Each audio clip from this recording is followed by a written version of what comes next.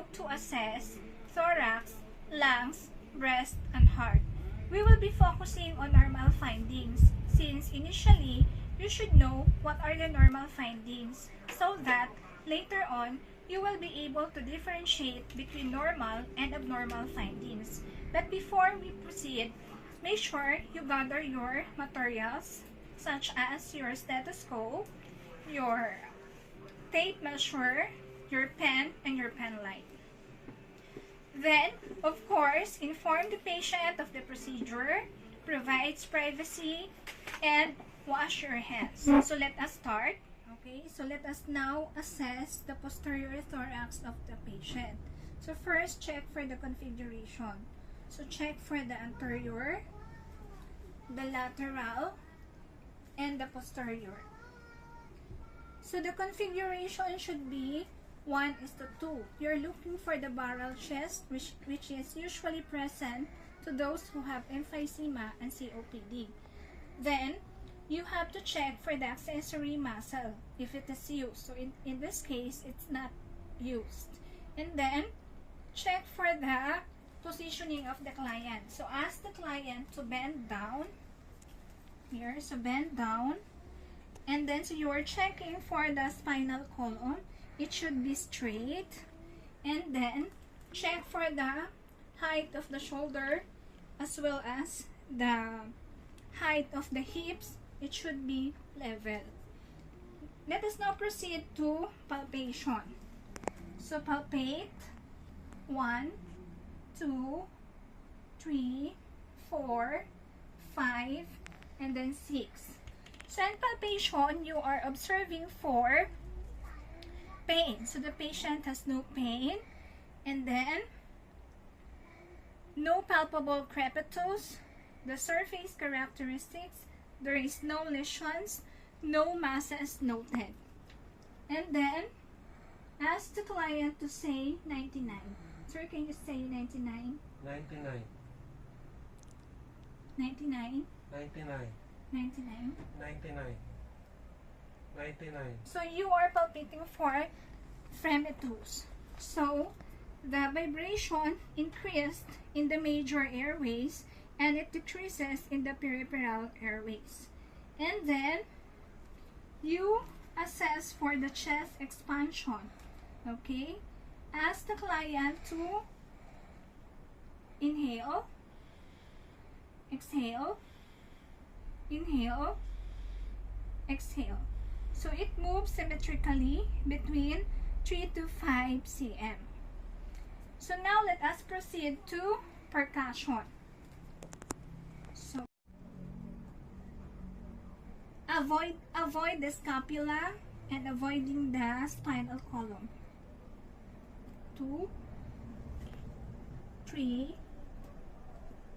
4, 5, and then can you raise your hands? Okay, so you're percussing for tone. So the tone should be resonant. So in case there is hyperresonance, that could mean that the patient have problem in the lungs, or if there is dullness, so dullness might be a sign of tumor or lobar pneumonia. So the normal findings is resonant. So avoid the scapula and avoiding the spinal column. 2, 3, 4, 5, and then can you raise your hands? Okay, so you're percussing for tone. So the tone should be resonant. So in case there is hyperresonance, that could mean that the patient have problem in the lungs, or if there is dullness, so dullness might be a sign of tumor or lobar pneumonia. So the normal findings is resonant. So to assess for diaphragmatic excursion, you instruct the client to inhale, exhale, and then hold. Then you can start from here. Okay, sir, can you inhale, exhale, Hold. Please hold. Okay, inhale, exhale. Inhale, exhale. Inhale, exhale. Okay. So inhale, exhale. Inhale. Hold, please.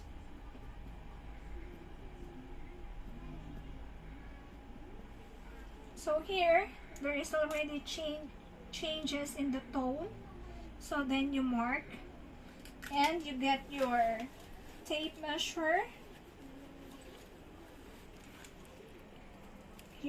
And measure it. So it is 6.5. Normally, in adult, the diaphragm descends from T10 to T12 within or between 3 to 6 cm. In this case, 6.5 is still acceptable, especially for those who are athletic.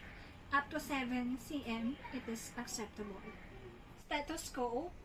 Ask the client to inhale, exhale. Inhale, exhale. Inhale, exhale.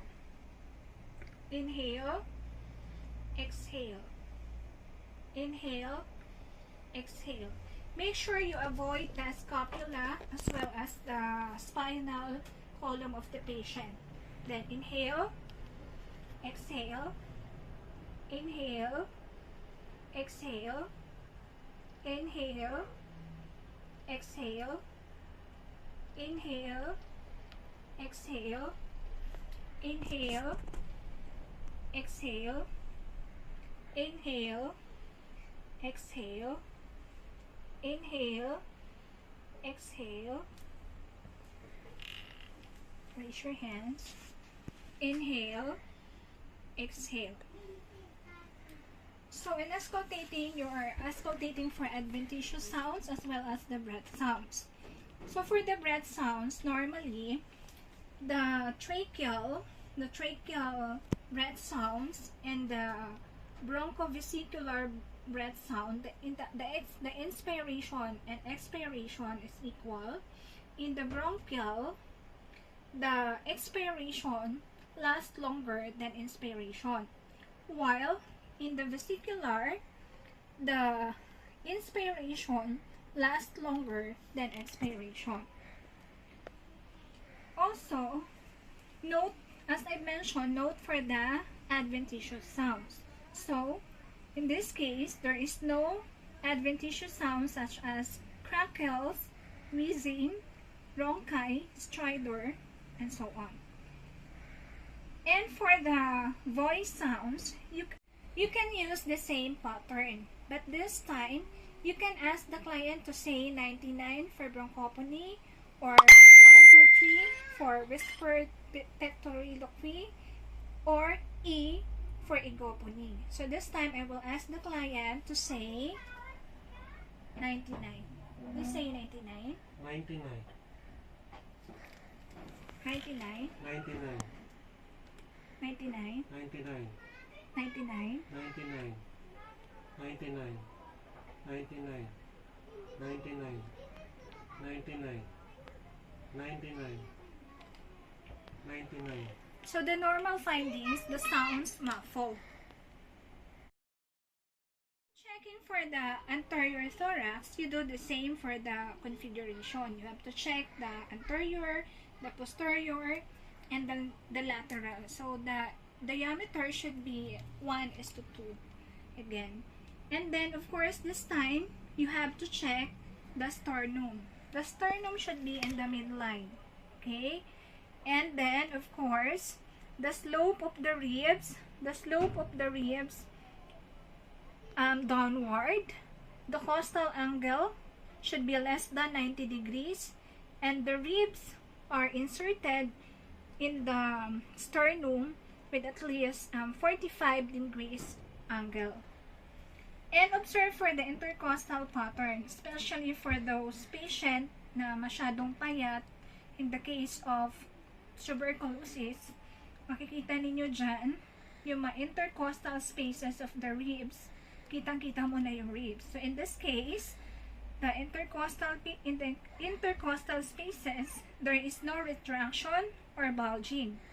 And then, you have to observe for the breathing pattern and rhythm of the client. So, you have to count for the respiratory rate. Normally, for adult, respiratory rate is between 12 to 20. So, in this case, his respiratory rate is 15. And then, you have also to check for the accessory muscle. So, it's not used. And then, do again the palpation. 1, 2, 3, 4, 5, and 6. And then, ask the client to say 99. 99. 99. 99. 99. And then, assess for chest expansion. So, ask the client to inhale, exhale. Normal findings is just the same, your findings in the posterior thorax. And then, let us now proceed with the percussion. So, percuss, you can start from here.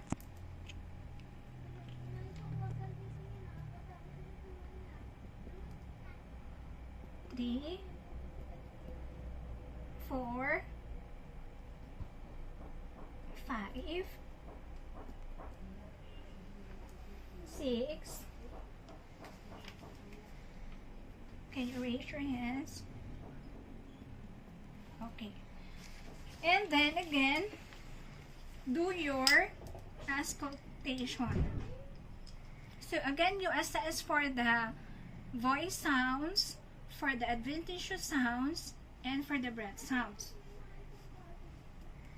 So, I am assessing for breath sounds. You start from here. Inhale, exhale, inhale, exhale, and down here. Inhale, exhale, inhale, exhale, inhale, exhale, inhale, exhale, inhale, exhale, inhale, exhale, inhale, exhale, inhale, exhale.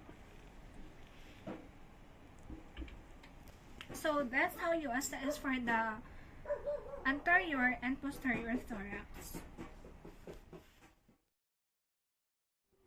To assess for the breast, you ask the client to, can you please raise your arms first, then on your hips. Can you please bend forward? Okay, thank you. You are inspecting for the size and symmetry. So it is symmetrical, it is round, the color is brown, there is no signs of redness, and it is smooth. There is no superficial venous pattern. And then, the areola and the nipple, it is symmetrical, it is round, the nipple is everted, there is no retraction or dimpling. Okay, and then, let us now proceed to palpation. Can you please lie down, sir?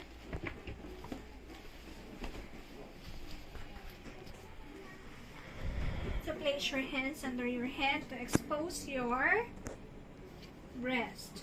So let us start in the areola. Okay, at 1 o'clock, 2 o'clock, 3 o'clock, 4 o'clock, 5 o'clock, 6 o'clock, 7, 8, 9, 10, 11, 12, 1, 2, 3, 4, 5, 6, 7, 8, 9, 10, 11, 12. Then move towards the axillae. Okay. So you are palpating for, is there presence of pain? So there is no pain.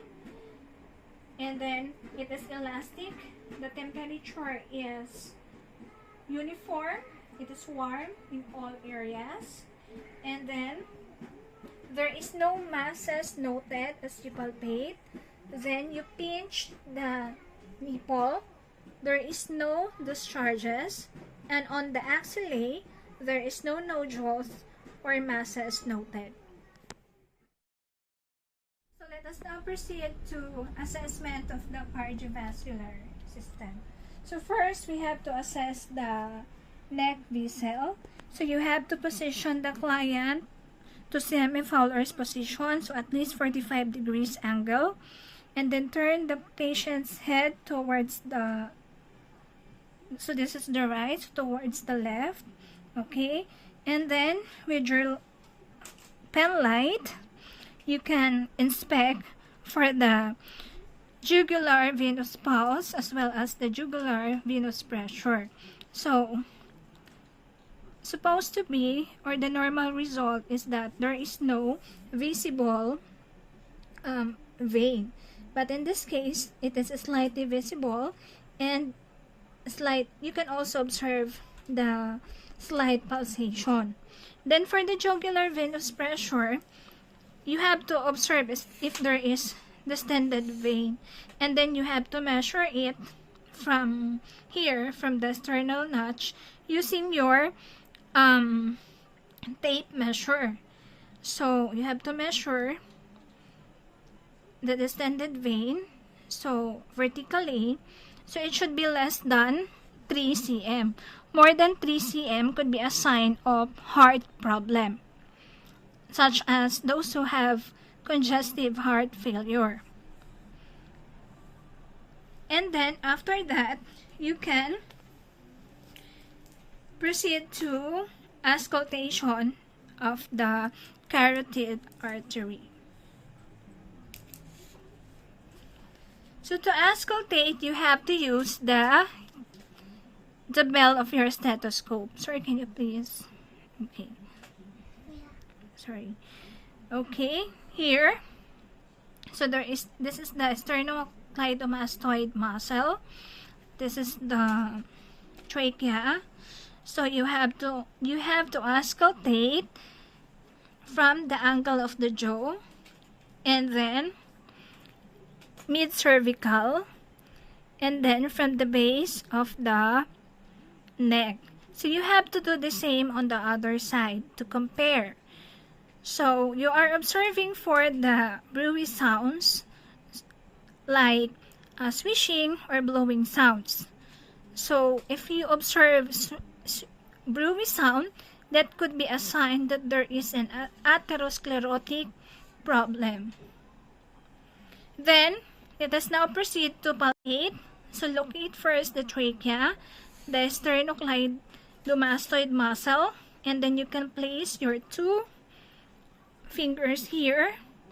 Palpate for the jugular or carotid artery, and then it should be you're observing, it should be elastic. The arterial wall is elastic, and then it has full pulsations.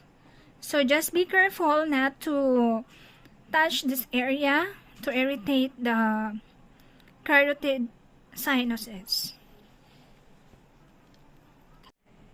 To assess for the heart or precordium, we have to inspect first for any pulsation. So there is no pulsations, no leaps, no hips, and then palpate. So to locate the aortic, you have to find first the sternal notch, the angle of Louis, and then move your hands to the right. So this is now the second intercostal space wherein your aortic is located, and then move to the left. This is the pulmonic, then down to the third intercostal space. So this is the Erb's point, and then to the 5th intercostal space. This is the tricuspid, and then move mid-clavicular line fifth intercostal space is your apical or mitral, where you can get the heart rate. Also, 50% of the adult, normally, you can observe pulsations in this area. So it is palpable or visible in this area. And then, let us now auscultate. Using the diaphragm of your stethoscope, auscultate the aortic, listening for the S1, S2 sounds, the lub-dub, and then the pulmonic. So, S2 is loudest in this area. The herbs point the tricuspid. So, S1 is loudest in this area, which is the apex of the heart.